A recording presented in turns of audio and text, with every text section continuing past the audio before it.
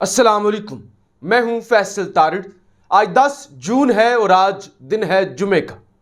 इस वीडियो के अंदर हमने साबिक आर्मी चीफ, साबिक सदर पाकिस्तान, साबिक सियासतदान परवेज मुशर्रफ साहब के हवाले से बात करनी है, जिनके हवाले से दुनिया के 50% मीडिया पर यह खबरें चल रही हैं कि उनकी वफात हो चुकी है और बाकी 50% जरा एहतियात के साथ मुतात रिपोर्टिंग करते हुए यह रिपोर्ट कर रहा है कि साबिक सदर, साबिक आर्मी चीफ और सियासतदान परवेज मुशर्रफ की जो हालत है वो इंतहाई तशवीशनाक है।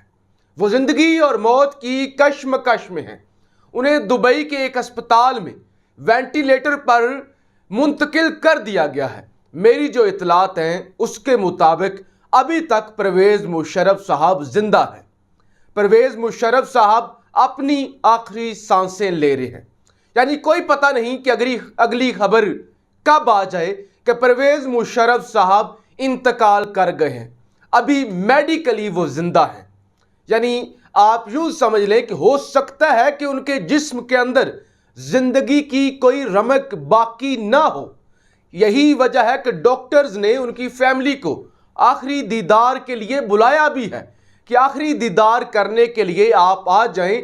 चांसेस कम हैं कि परवेज मुशर्रफ जो है वो सेहतयाब हो सके, लेकिन मेडिकली अभी वो सांसें ले रहे हैं और वो वेंटिलेटर पर है।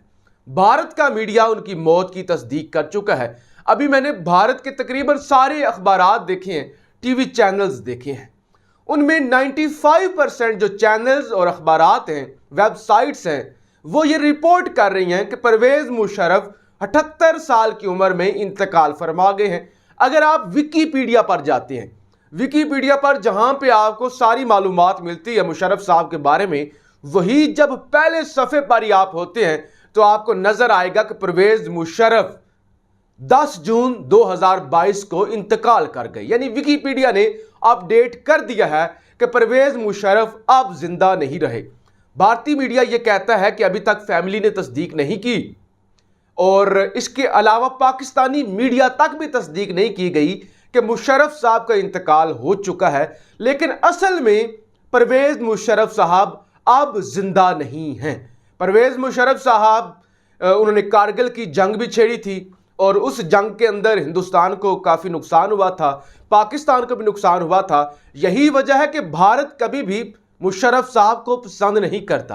हालांकि मुशर्रफ साहब ही वो शख्सियत थे जिन्होंने पाकिस्तान और भारत के बेहतर रिलेशंस के लिए काम किया और उनके दौर में ताल्लुकात बेहतर भी हो चले थे और कश्मीर का मसला भी सुलझने वाला था, हल होने वाला था।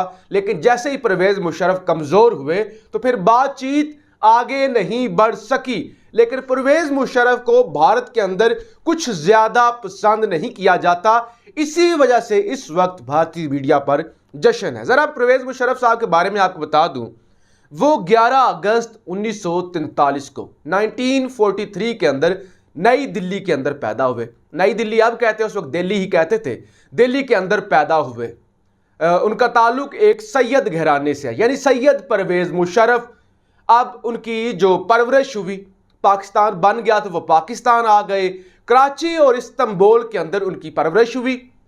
1961 के अंदर उन्होंने जनाब फौज के अंदर, जब उनकी उम्र 18 साल थी, शमूलियत अख्तियार कर ली और 1961 से लेकर 2007 तक का उनका कैरियर है। वो एक 4 स्टार जनरल थे। 1999 के अंदर उन्होंने मार्शल लॉ लगाया, यानी टेक ओवर कर लिया और नवाज शरीफ को हटा दिया। जब नवाज शरीफ ने ज़ियाउद्दीन भट्ट साहब को आर्मी चीफ बनाया और मुशर्रफ साहब का तैयारा नहीं उतरने दिया और उसके बाद मुल्क में मार्शल लॉ लग गया।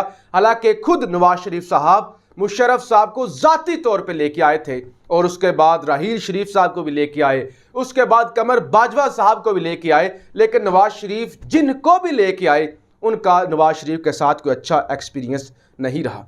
अब मुशर्रफ साहब की ज़िंदगी में उन्होंने 1965 की जंग लड़ी, 71 की जंग लड़ी और कारगिल की जंग लड़ी। और जब 2001 में इंडिया और पाकिस्तान का स्टैंड ऑफ था, उस वक्त भी मुशर्रफ साहब खासे एक्टिव थे। मुशर्रफ साहब 2001 में सदर पाकिस्तान बने और उससे पहले रफ़ीक तारड़ साहब पाकिस्तान के सदर थे।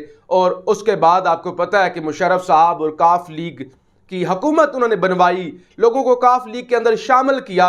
और उसके बाद देखिए, परवेज मुशर्रफ साहब पाकिस्तान के हीरो भी हैं और एक ही वक्त में मुतनाज़ा भी हैं, क्योंकि भारत अमेरिका के आगे सरेंडर कर देना और पाकिस्तान को एक नई जंग के अंदर झोंक देना, आइन तोड़ देना, इक़्तिदार संभाल लेना, ये सारी वो चीज़ें हैं जो परवेज़ मुशर्रफ से मंसूब की जाती हैं। और परवेज़ मुशर्रफ साहब उसके बाद पॉलिटिक्स के अंदर आ गए। आल पाकिस्तान मुस्लिम लीग उन्होंने पार्टी बनाई, फिर कानून तोड़ने की जुर्म में आर्टिकल 6 लगा।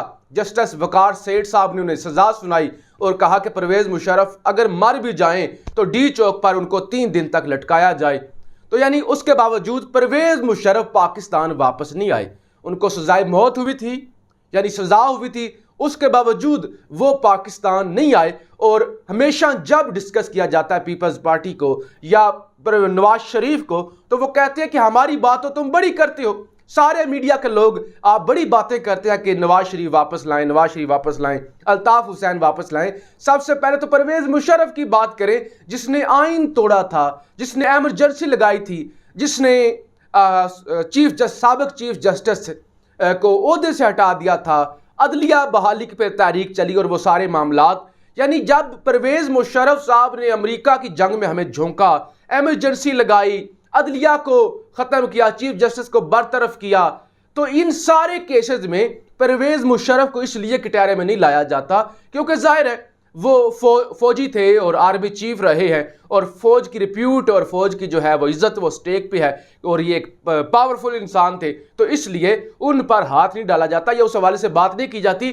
तो इस वजह से परवेज़ मुशर्रफ साहब पर तनकीद ज़रूर होती है। लेकिन ये भी सच है कि परवेज़ मुशर्रफ साहब के दौर में जो पाकिस्तान में तरक्की हुई, जो सड़कें बनी, जो नहरें बनी, जो टेक्नोलॉजी आई, जो मीडिया के प्राइवेट चैनल्स बने और बेशुमार, यानी पाकिस्तान ने एक नया दौर देखा। पुराने ज़माने से पाकिस्तान नए ज़माने में आया, ये परवेज़ मुशर्रफ साहब का क्रेडिट है।